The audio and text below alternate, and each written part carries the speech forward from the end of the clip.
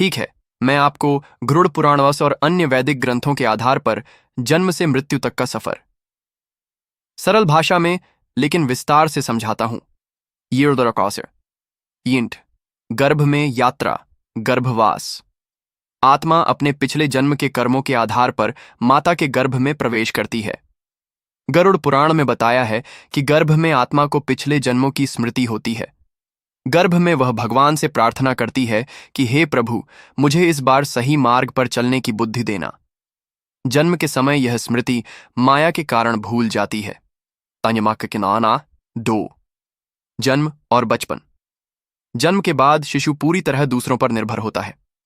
इस अवस्था में मन और शरीर शुद्ध होते हैं, लेकिन धीरे धीरे सांसारिक मोह, संस्कार और वातावरण से प्रभावित होने लगते हैं।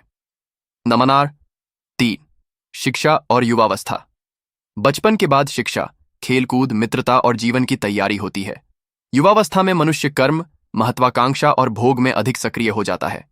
यही समय है जब मनुष्य अच्छे या बुरे कर्म का बीज बोता है। नारा 4। गृहस्थ जीवन। विवाह, परिवार, संतान, व्यवसाय और समाज में योगदान इस चरण का हिस्सा है। यहां पर मनुष्य को धर्म, अर्थ, काम और मोक्ष, इन 4 पुरुषार्थों का संतुलन साधना चाहिए। यही समय है जब पुण्य और पाप का बड़ा भंडार बनता है।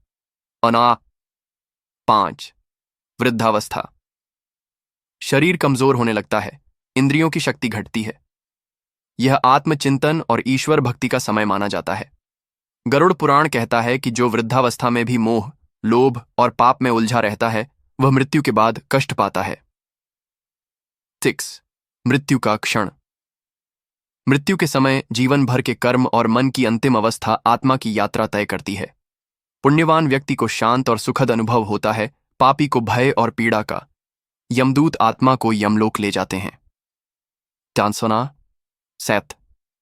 मृत्यु के बाद की यात्रा। मृत्यु के बाद आत्मा 13 दिन तक पृथ्वी पर रहती है और परिवार द्वारा किए गए कर्मकांड से लाभ पाती है। 17वें दिन से यमलोक की ओर प्रस्थान करती है। यमराज के दरबार में उसके कर्मों का लेखा जोखा होता है और उसके आधार पर स्वर्ग, नरक या पुनर्जन्म मिलता है। गरुड़ पुराण का सार। जीवन एक यात्रा है जिसमें कर्म ही हमारा असली धन है। जन्म और मृत्यु के बीच जो हम बोते हैं, वही मृत्यु के बाद काटते हैं